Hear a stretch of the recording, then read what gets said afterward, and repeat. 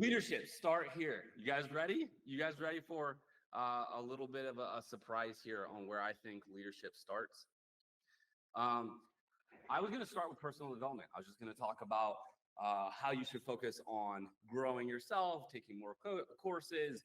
Somebody recently reached out to me and they said, "Hey, I really want to get into more rooms where I have more opportunity to learn, more opportunity to grow, and all that kind of stuff." And I said, start with YouTube. Like, there's all these rooms all over the world with lots of knowledge that you can dive into for free, and you don't even need any connections. You just need to use the search bar, right? Start with YouTube, and I gave that person a list of people I would start with, right? That's where I started, but that's not what I'm talking about for personal development today. We're going to come back to that later. It might even be session 4 or 5. I didn't start with personal development. Like, when I started my company, I did not think, wow, I'm going to really work on myself and become the greatest business leader ever. Like, that wasn't even in my head. Like, it was not in my head. I'm going to tell you what was in my head, okay? I started with an obsession with customer service. So, and this is going to surprise you. I really think this is where you can shine as a leader, especially in the beginning, but forever. Like, because, and I'm going to get into why customers are so important and how it's the perfect place for us to practice our leadership. I didn't have a goal of being the #1 painting company in the world back then. I had a goal of not working for other people. That was it. And I knew that I could make customers happy. That's basically all I knew, because I had no idea how to run a business and I didn't know anything about leadership. Okay. I hadn't taken any leadership courses, any management courses, any business courses, didn't know how to read a P&L, didn't fully understand insurance or self-employed versus, or like a sole proprietor versus an S corp versus a C corp. I didn't know any of that stuff. I still barely do, right, Anita? So I could just see her shaking her head. She's like, I had no idea how to run a business or lead people. I was a below average painter. I had no sales process whatsoever. I just showed up and winged it and figured it out. I was bad at follow-ups, meaning I didn't do them. And I was awkward on the phone. I'll tell you guys a story about that. So I remember one time I'm leaving, I guess I did some follow-up. So I'm following up with a customer about a job to see if they want to go with me, right? And so I get the voicemail, and I left a voicemail. And after I left the voicemail, my wife says, "That was the worst thing I've ever heard." I was like, so just wanted to check in, see, like, I just was like fumbling over my words, no confidence, just really awkward on the phone. Okay. So bad painter, no sales process, not great at follow-ups, awkward on the phone, didn't know anything about business. But what did I have? I had a commitment to making the customer really, really happy. Successful leaders always start by serving, which is customer service, and they never outgrow it. Does that make sense? Now, it'll change. You might the where you serve, who you serve, what ways you serve. Ultimately, all will change as you grow, and your role, whatever, right? But it never stops being about service. Make sense? And so, if leadership is service, customer service is a great place to practice leadership. Does that make sense? Okay. I need the rest of my notes. Where are they?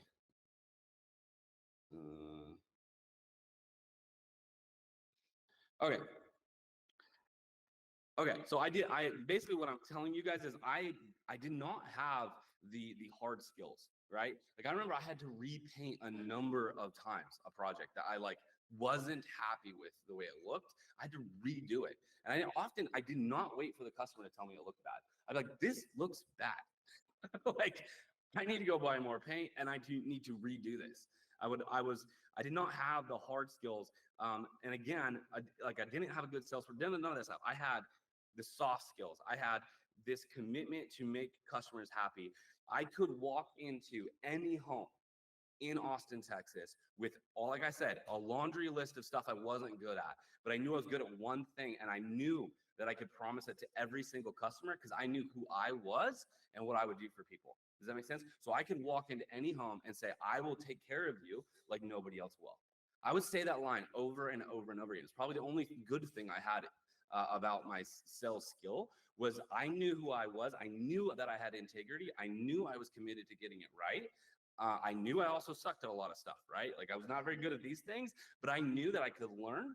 And I knew that if the customer gave me a chance, I would make them happy. And so I always bet on that. Does that make sense? I couldn't really like say a lot of other, I didn't have a lot of other value props to offer. I didn't have a crew. I didn't have a good website. I didn't have a lot of reviews. Like you get what I'm saying? I had very little to pitch them in the sale to win the job other than myself. And so I just bet on myself and made promises about what I would do and the type of person that I was. Does that make sense?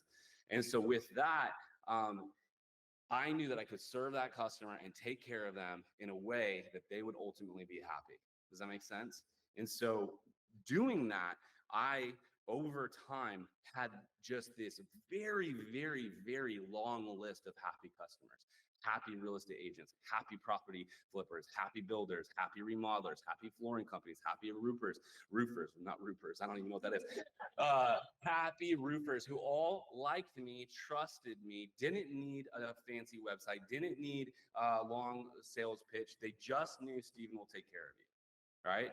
And so I innately knew that if I had happy customers, I would be successful. And if I had upset customers, I wouldn't. It's that simple. I knew that. I didn't have to, I could figure everything else out. And I had this also kind of can-do attitude. So a customer would be like, can you replace the fascia board? And I'd be like, yes. Never done it before, right? But they asked, can I? They didn't ask, have you done it before? Are you good at it? They didn't ask any of those questions. They just said, can you also replace the fascia board? I'm like, yeah, yes, I can do that. And then I would go home and I'd watch a whole bunch of YouTube videos on carpentry. And I would go buy the saws I needed or whatever. If I didn't have the tools, I'd go buy them, watch a bunch of videos, have the videos ready to go, and I would just learn how to do it. And then if I did it wrong, I'd go back to the store and buy more wood because I cut it wrong or whatever, and then do it again, right? I remember the first time I did a drywall patch. I had never done drywall patches other than like I filled nail holes and all that kind of stuff. But there was like a significant hole in the drywall. And I used to be like, no, I only do painting. And the one day somebody's like, can you also repair this drywall where the water damage happened? And I was like, yeah. And I had to redo it 3 times because I sucked at it. And the first time I did it, I was like, why does it look like a mountain on the side of the wall? Like, this is horrible. And then I'm like watching a video on how to level it out further. And then it like was bubbling up, and it's because I used the wrong type of screws and it was not attached properly, and I had to take it all off and start all over, and I made no money on it. But I learned how to replace drywall, and I kept the customer happy instead of making excuses for why the first time it looked bad. Does that make sense? And so I innately knew if I make customers happy, if I can get a whole long list of happy customers, I'm going to be really successful. Does that make sense? Okay. Okay. So if you want to grow as a leader, what I'm trying to say, and I said it in the beginning of the slideshow, start here. Start with a customer. So who is a customer? A customer is someone you serve directly or indirectly.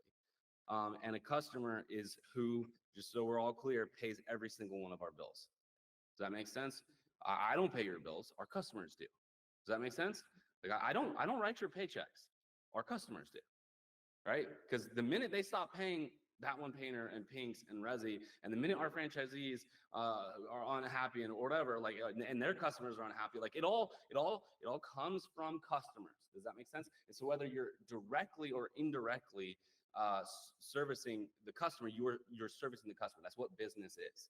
It is nothing less than customer service. Customer service is not some role that exists in a department. Every single one of us in this business exists to serve the customer directly or indirectly. But we're all in the customer service business because that is the definition of business. And without customers, there is no business. Does that make sense?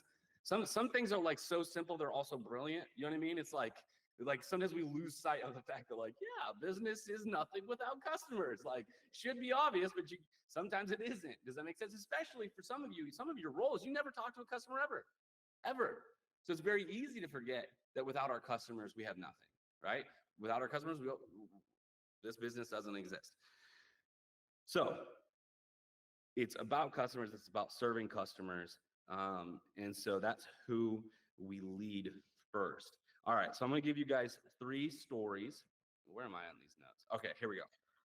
I titled these stories. So the first is, some of you have been to like some of the T1P training and maybe heard a couple of these. I've got a little bit more for you that you probably haven't heard.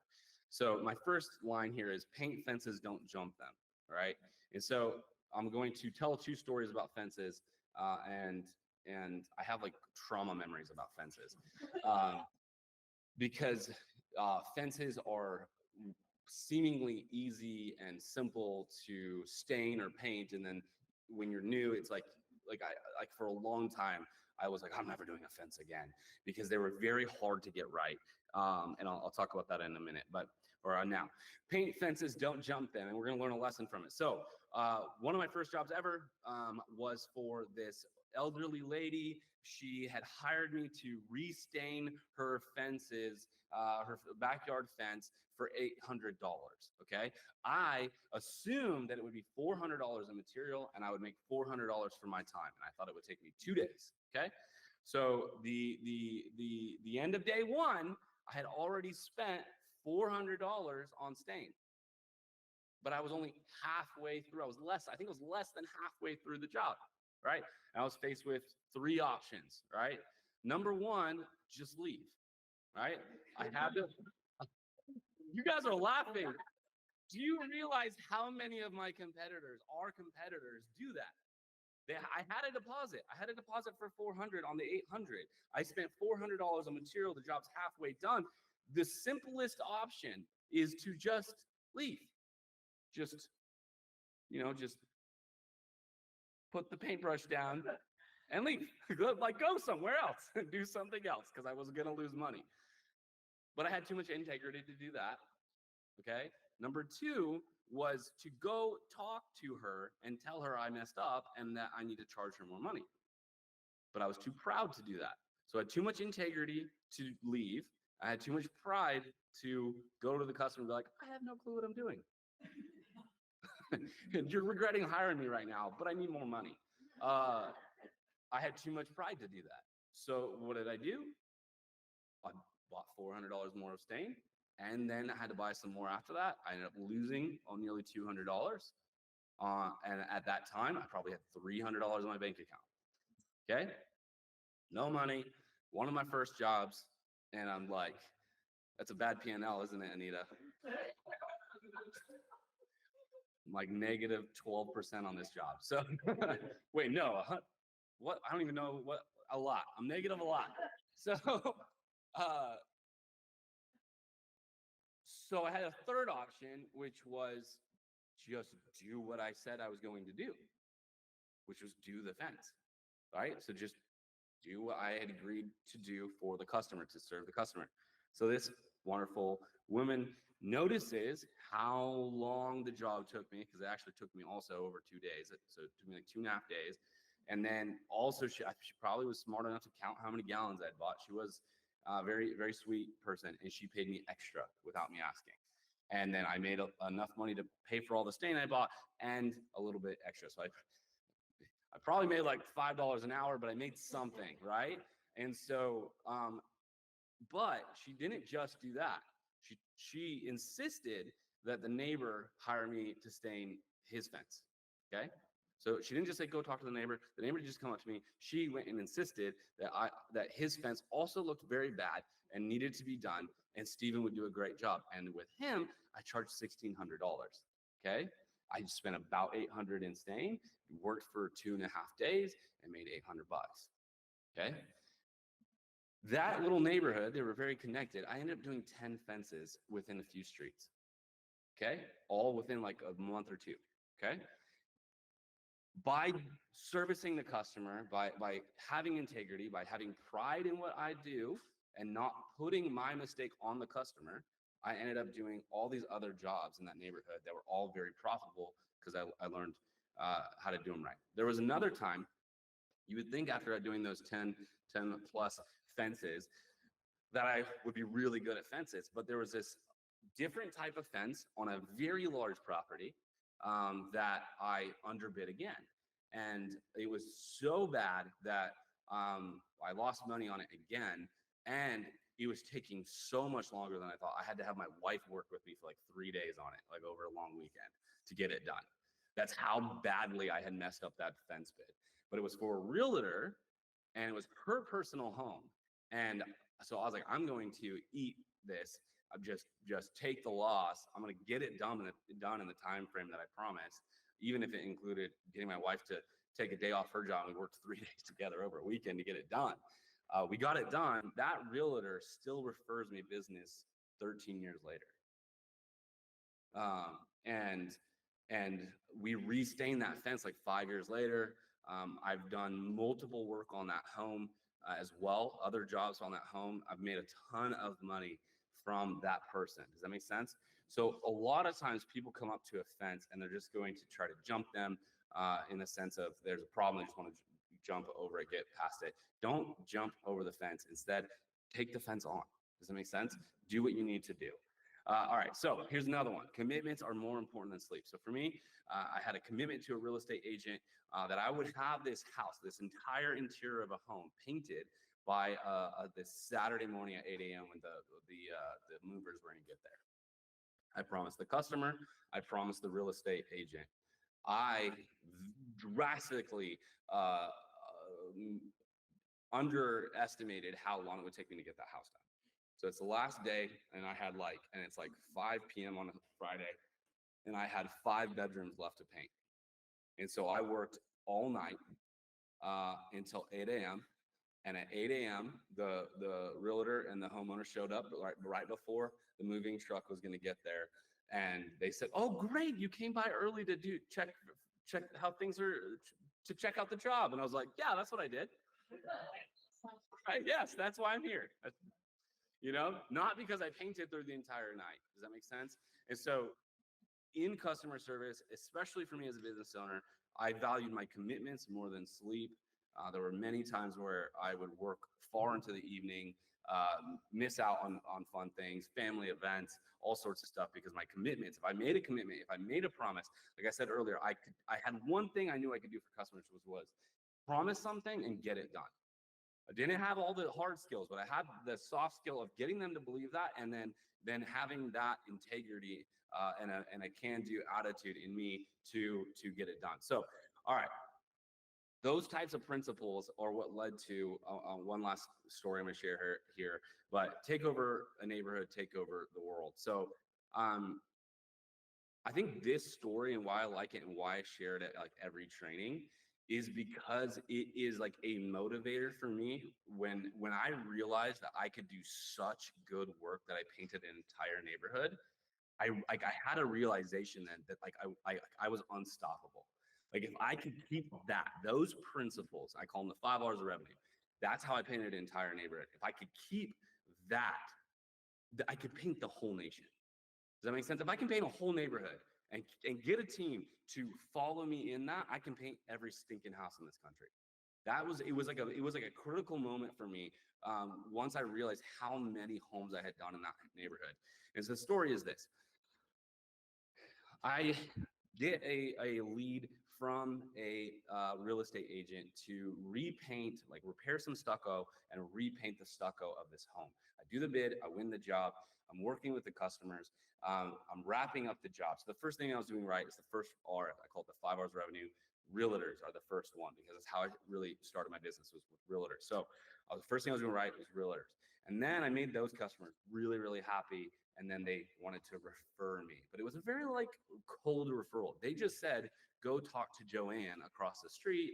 She needs a lot of things done in her home, and I'm sure she would love some quotes," right? And so this neighborhood had 40 homes, and it was basically like one of those. It was kind of like a circle, and all the homes were 65 plus community. So you had to be 65 or older to own a home in that neighborhood. It was just 40 homes. It wasn't a lot. So I'm painting one. I did a great job. They are selling and moving, but they said, "Go talk to Joanne." Joanne's like this 93-year-old, very sweet, wonderful woman. And she didn't need that much done, actually. It was like probably less than $1,000 of work, just small little punch list items. And so what I did for Joanne is that I noticed there were some extra things that I could help with. So for example, I noticed like the where the tile and the wall and the cabinet in the kitchen was like all meeting was all cracked. And it wasn't something that she had even asked for. She was asking for some small touch-ups and some other, like a stucco crack repair and some very small things. But I noticed that, and I knew that I could get this bottle of like grout caulking that's textured and was that color at Home Depot where I'm going anyway. So I bought a bottle. It was like $5, and I fixed those cracks for free. And I didn't tell her until after I had done it, right? And then I also offered to like dust some high ledges and like her chandelier and replace a couple light bulbs and that kind of thing for her, right? Some very basic. She's a sweet 93-year-old lady. I just wanted to be nice to her. Joanne was so impressed that she insisted that the HOA president meet me. And so he had me restain his garage doors, like the wooden garage doors. He was really impressed. I built a great relationship with him. Simultaneously, Joanne's referring me down the street to another person who wanted some work done. So I'm already doing more work while I'm also helping Gilbert, the HOA president. Anyways, over the next year and a half, I think I painted 39 homes in that neighborhood out of the 40. Some of them I painted the whole thing. Some of them I painted the whole inside, the whole outside, redid their garage door, redid the front door, did other work. Some of them I just did just the garage door, but on like 39 of those 40 homes, I did work on it in like a year and a half period, right? And after a certain point when I'm like just kind of tracking how much work and how often I'm at that neighborhood, I kind of had the realization if you can take over a neighborhood, you can take over the world. And I think that's the type of stuff that gave me the confidence to do more. And I want you to hold on to that word of confidence because we're going to come back to how that's really critical for each one of us and how customer service will build it. Okay, so,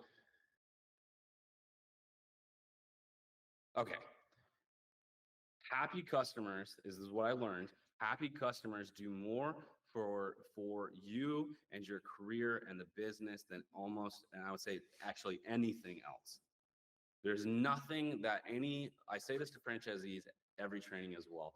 I have very talented marketers, right? Very good at their jobs. There's nothing they could ever do for you that is as good or as vital to your business as what your customers will do for you. If you have happy customers, it is more valuable than the best ads in the world, the best targeting, the best SEO. Like we will never be able to do more for you than what your happy customers can do for you. Because a happy customer can give you the whole neighborhood, right? Marketing is not going to do that. It's just not. A happy customer will. And marketing can get you to the door. You still have to sell. You still have to make them happy. You still have to make them confident. Marketing can quite literally not really sell jobs for you. Like it is still up to you to do a great job for the customer. And that's something I teach at every training. So, oops. Okay. Now I lost where I'm at.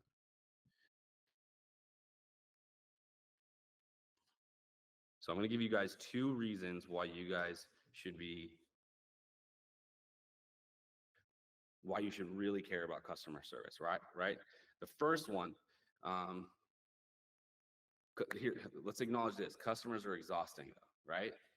Like customers can be exhausting. Franchisees, in some ways, are our customers. Can be exhausting. They can wear on you. Why bother making them really happy, though? Number one, make the company money, you make money. Okay?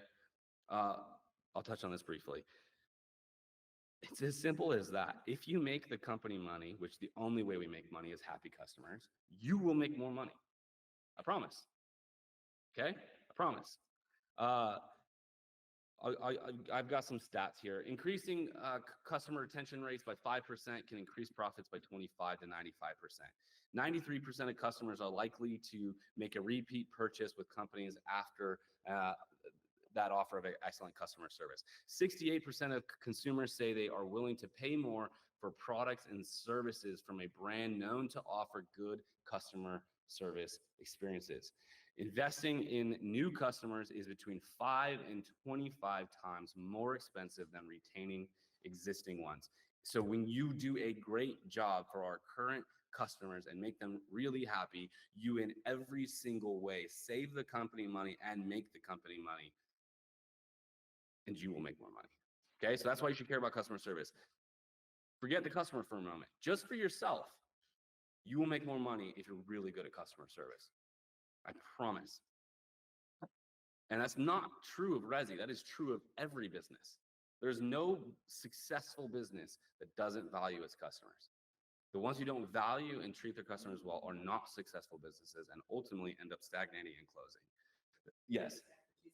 Yes. It's also true of employees. So Yeah. the amount of money on average it costs to bring a new employee, depending on the business, is $2,000 to $3,000 just for the training part. Yes. So to keep, if your customer is HR or whoever, your customer might be our employees. And so in general, with that kindness aspect, it's really cool to keep the people back here, and that therefore saves us money. Maybe it doesn't make us money, but it saves us. That's a really good point. I recently read a stat that it can cost as much as 60 grand to replace an employee. The average is like 5,000 to 6,000. Yeah. But there are in some roles, depending on how critical it was, it can cost, and depending on how many other people had to interact with them and how much time that took, it can be as much as 60 grand when you lose an employee, 100%. And it's exactly true with customers as well. Like having a happy customer is the cheapest marketing you'll ever get. And then not only that, they tend to be willing to pay higher prices when you have a reputation of great customer service. So in every single way, we make more money when we have happy customers. Brandon and Carter, they have a great brand, and I think sometimes people think that Pinks is successful because of how cool the brand is. That is completely wrong. It is a great addition to what made them successful. Brandon and Carter are successful because they are wildly obsessed with making customers happy, right? That's why they were able to, in 2.5 years, build a successful business in Austin that we wanted to partner with, that then is franchising, and now is the fastest growing window cleaning company in the nation. Like, that doesn't happen in 2.5 years if they're not obsessed with the customer. It's not because Pinks looks cool. That is a great feature of Pinks. And yes, it helps with the marketing, it helps them get to the door. But I promise you, once they get to that door, the real reason they're successful is because their team is great. Does that make sense? And that's what like Brandon and Carter and Alan and I bonded over, is because that was exactly the story of that one painter. We got to a certain size without a single dollar on ads. I had a 1-page website that had a picture of me in sunglasses, and like my hair was like flowing in the wind, and I was wearing a tank top. Like, and that was like my professional photo that I had. And it said, it said literally, that one painter, I do, and it listed 5 services. Like, that was the website with a phone number. And I got to basically $1 million a year with that thing, and no ads. and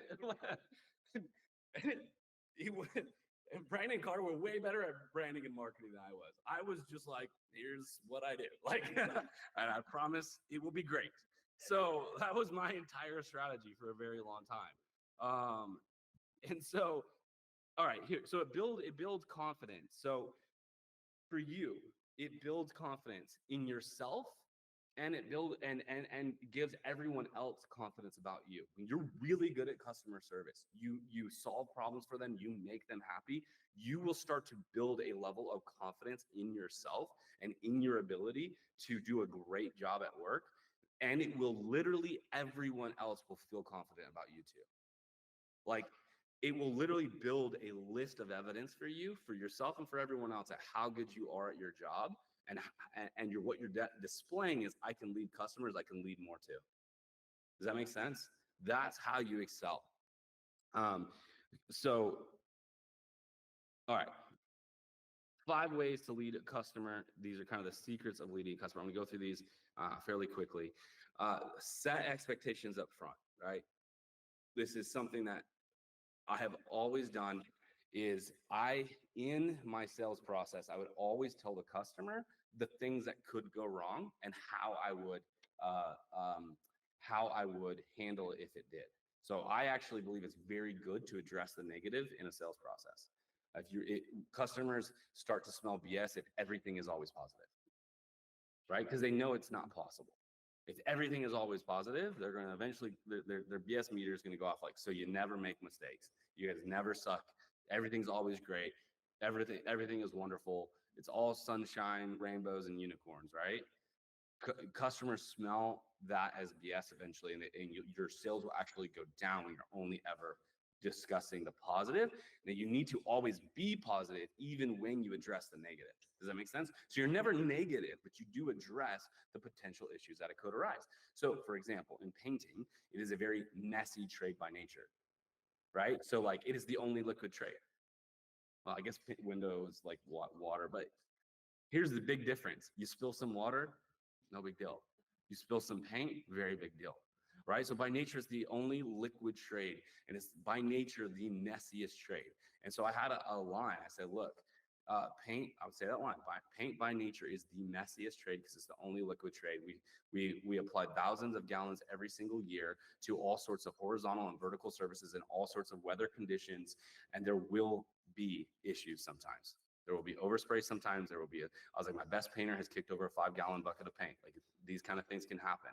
And I say, but what I can promise you is that in every single possible situation, I'm your guy and I'm gonna take care of you. And that would win customers over and over and over and over again. Just that line right there is often how it would end the sales pitch after I had done an estimate. And it would always end with, no matter what happens, I'm your guy. Okay, that right there, so I was setting expectations that yes, something could go wrong, and no matter what, I'm your guy. I got you. Make sense?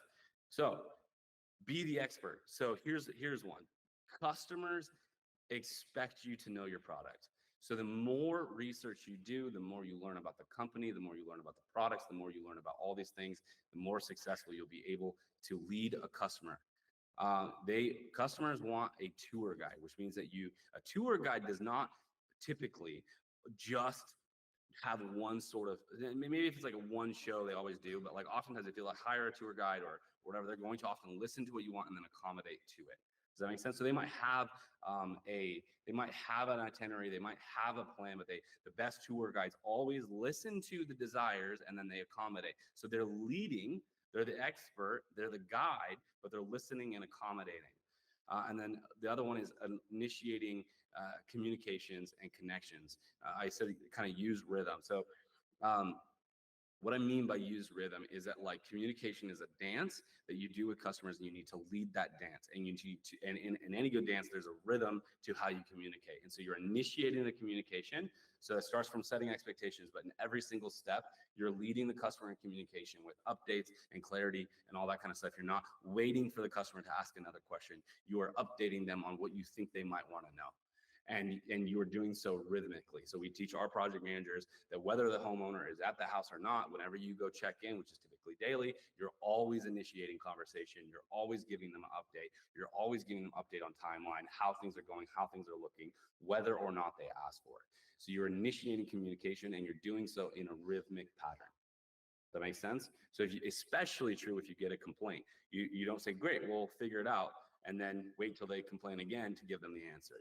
You start initiating communication in a rhythmic pattern. Then I would add connections into that. One of the things that my customers always love is that I could identify other problems and connect them to other people who could solve other problems for them.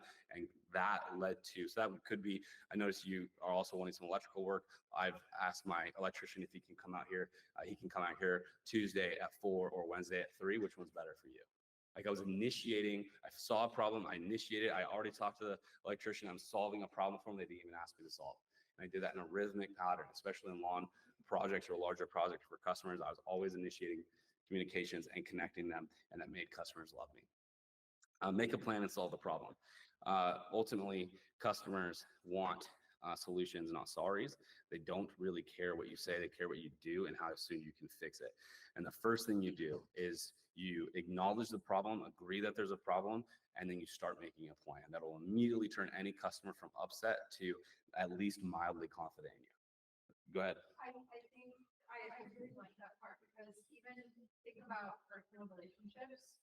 How many times can we all say, like, when we talk to our partner, family member, all we really want is validation. They know how we feel. And then whether they do something about it or not, like that's going to be determined TBD. But in the very moment, all they really want to hear is like, I hear you. Yes. I know where you're coming from. And it sucks. And I get it. And like, I've been there before, whatever. Like, you can make it up. But if you say that immediately, right, like disarms that person, and then they're willing to at least hear you out, they feel like they're heard, and then you can proceed to tell them a solution. Yeah, it's like, hey, Yep. I don't know what to do now, but I can get back to you tomorrow or later with the solution. Like, but I hear you and I understand you. Like, you can expect this to not be like it's like very, very personal. People think that business is just business, but at the end of the day, you're dealing with people, and every human being has emotions, and they just want to be understood. So they're probably better. They're going to respond to you better if you tell them you understand them versus other people that are like, well, it's not my problem. I did. It was my job. So I did it. Or yeah, or you didn't do this, or you didn't do that. So it's like if somebody comes at you with a sword and then you pull out your sword, then you're going to go to war, right? If somebody comes at with you a sword, you put your sword away and say, all right, I hear you. What are you upset about? Let me hear you out. They immediately put their sword away and you talk, right? And so and then if you can make a plan and start solving the problem for the customer, like customers do not expect perfection ever. They expect solutions if there's problems though. All right, this is harder than maintaining the status quo. Why should I bother as an employee of ResiBrands or anywhere or in anything that you do professionally? 10. Are you guys ready for the 10? I promise 10. 10 ways to get ahead in customer service, which ultimately is leadership. Number 1 is smile. Customers will like you more, and so will everyone else. Do you guys like people who smile more or less? Right? Like, I had to start ending a lot of my brand dev calls with this, and I learned that from the sales guy because I'm not the most naturally smiley person, right? And so I learned to a lot of it's even if it's cheesy, it's actually okay. It still works. A fake smile is better than no smile. And a fake smile with good intentions, you can admit, good, you can go so far with that. You're like, if you're like me and you just have resting CEO face, I just look serious more than half the time. I'm just I know that. But I try. Customers like you more, and so will everyone else. I'll add this: humor when it works really well. Humor when it doesn't work works horrible. Will actually do more damage than good, right? So if you're funny, please use it to your advantage. If you're not funny, just smile and give thumbs up. Okay, happy customers make the business more money. Do that a whole lot and then ask for a raise. So watch what happens. If you have a long list of people you've made very happy, it's very hard to say no to a raise. Now, I'm not asking for you guys to book my day with meetings the rest of the day.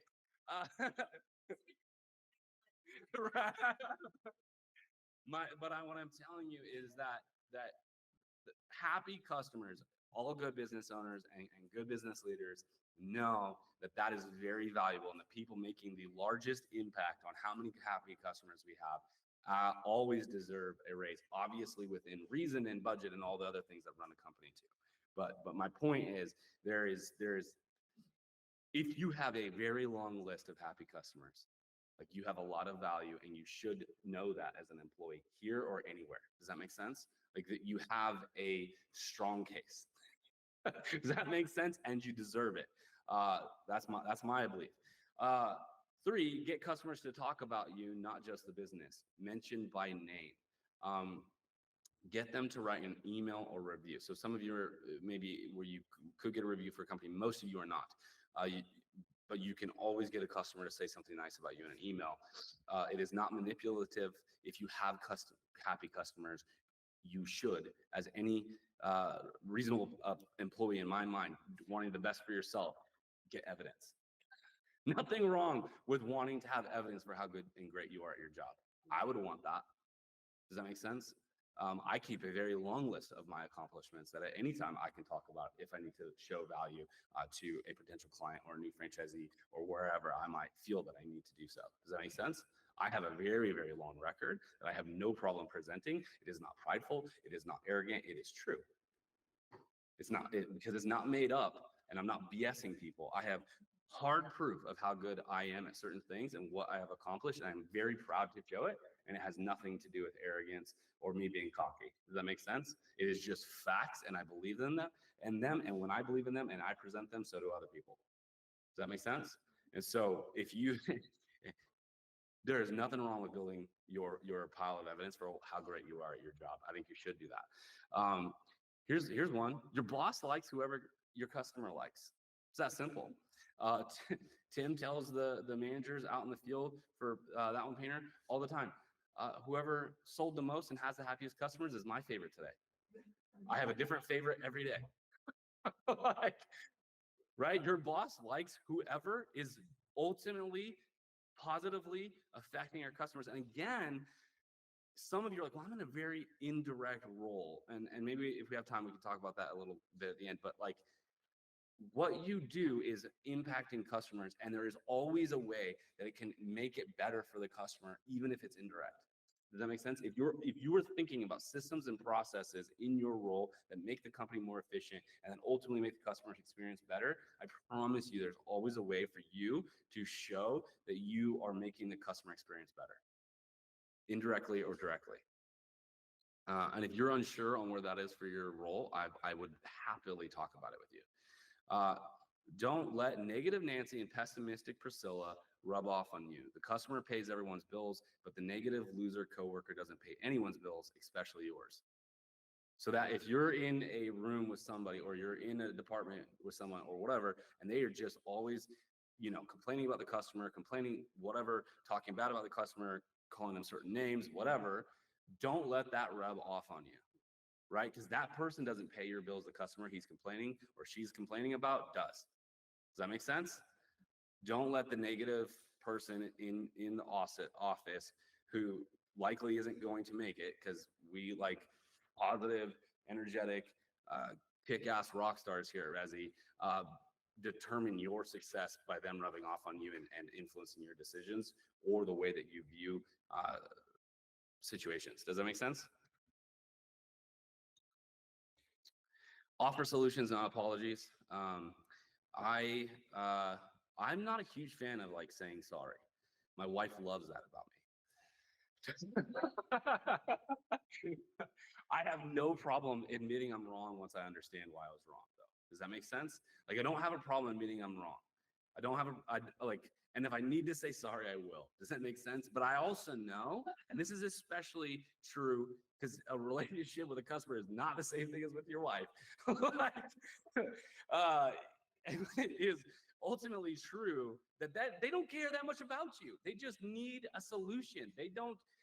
You're not going to hurt their feelings. You don't have a strong enough relationship with them to really impact their life at all. You're just simply impacting their experience in this transaction. So they don't really need sorries. And sorries are incredibly frustrating if you don't give a solution, because it feels half-assed and it feels lazy. I'm so sorry about that. I'm sorry you had that experience. Don't say that. Say, I hear you. I agree that's frustrating. And here's the solution. Does that make sense? Yeah. You were talking about you couldn't do it and find somebody else. Just about going above and beyond for the customer journey. But if y'all see Circle on 34th Street, I mean, part about Macy's is true. Like, if they didn't have the product, they would send that customer to their competitor. Like, how amazing is that? That's pretty cool. Like, I love that, because that's still about a good customer experience. That's amazing. You can do that with referral partners too. Absolutely. We don't do that. Let me connect you to somebody who does. I love that. So offer solutions on apologies. Always agree. I kind of already touched on this. There is always something you can agree on, even with the worst customer, because you are never 100% diametrically opposed to anyone in this whole world. In this whole world, there is not a single person that you are 100%. You would find that you would 100% disagree on every single thing. Everyone in this world, you agree with something at some level, and including that really frustrating customer who is BSing and exaggerating and making it seem worse than it is. There's still something, I promise you, that you can find that you can agree on. Start there and then build a plan from there. Does that make sense? And then track your result, keep records of your wins, and always have a list ready. Nothing wrong with that. I think it's super valuable for your own confidence and for the confidence of everybody else about you. A customer's problem is almost always your opportunity. So it is, every time a customer complains about something, every time a franchisee complains about something, every time there's a mistake made and we get an email, for a lot of us, our customers are our franchisees. But so every single time that one of those come up, you should get excited that you have the opportunity to shine. Does that make sense? And I think a lot of people are terrified of problems, and they don't realize that solving problems is where all success is. And in fact, there's nobody who makes a lot of money who doesn't solve problems. All right, maybe a few celebrities, I don't know. But like at least in business, like people are paid for the level of problems that they solve, and businesses will grow, especially rapidly, the more problems they solve for customers. It's that simple. Business is ultimately problem solving. So every time there's a problem, it's your opportunity to shine. So you should run toward problems rather than run away from problems. And then use happy customers to help you get ahead. Mwahahaha. Diabolical plan of every successful business. This is the secret of business right here. You ready? It's like the evil plan of how Amazon got to where they did, how they took over the world and buying all the farms now and all the, right? You know how he was able to do all that stuff? Sitting in his high tower now, Jeff Bezos. It just made customers really happy. That was his entire diabolical plan. And now he's taking over the world. Does that it wasn't like network with the billionaires. No, he just made customers happy. And if they weren't happy, he refunded their money and still sent them the package. Boom, successful, wildly successful. Changed their logo to a smiley face. That's how important it was to him.